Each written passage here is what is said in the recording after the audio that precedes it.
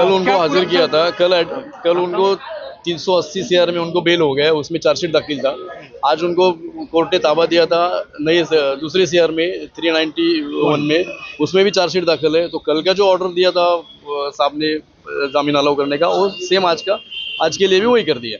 तो आज भी वो उस सीआर में भी छूट गए, आज के सीआर में भी, दोनों सीआर में भी दोनों को जामीन हो चुका है। 25,000 का जामीन हो चुका है। अभी हमारा प्रोसीजर चालू है, भर के बाहर आ जाएंगे। Thank you sir. माझं नाव ॲडव्होकेट चंद्रकांत नारायण सोनावणे। बदलापूरची जी केस होती CR नंबर 380/2024 आणि 390/2024, या दोन्ही CR हा पोक्सोचा CR होता। आणि या पोक्सोच्या CR मध्ये जसं अक्षय शिंदेला अरेस्ट केली होती, तशीच शाळेचे जे सरचिटणीस आणि सचिव जे होते त्यांना सुद्धा अरेस्ट केली होती। त्या गुन्ह्यामध्ये त्यांच्या विरुद्ध फक्त पोक्सो ॲक्टचा सेक्शन 21(2) हा लावण्यात आला होता, परंतु 21(2) हा बेलेबल ऑफेन्स असल्या कारणाने मेहरबान न्यायालयासमोर त्यांना ज्या वेळेला हजर केलं, त्यावेळेला मेहरबान न्यायालयाने त्यांचा पोलीस कस्टडी रिमांडचा जो अर्ज होता तो रिजेक्ट केला आणि दोन्ही CR मध्ये दोन्ही आरोपींना बेलवर मेहरबान न्यायालयाने सोडलेले आहे।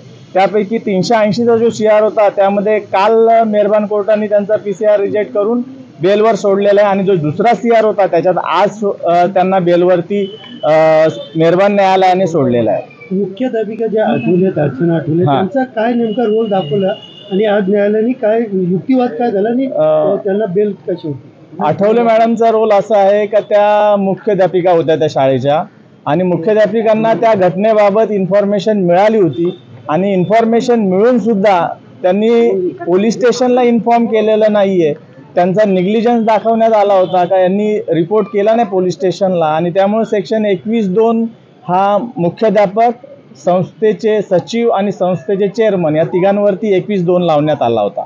हे तिन्ही सेक्शन बेलेबल असल्या कारणाने मॅडमला सुद्धा बेल झाला आणि बाकीच्या लोकांना सुद्धा बेल झालेला आहे। आज नेमका काय दस्तावेज वागले आणि कितीचं त्यांना जामीन? आज सुद्धा पोलिसांनी PCRचा रिपोर्ट दाखल केला होता, परंतु PCRचा रिपोर्ट मेहरबान न्यायालयाने नामंजूर केलेला असून प्रत्येकाला 25,000च्या रोख जामिनावर सोडवण्यात आला आहे। कोणार्क, अपना शहर, अपनी बातें।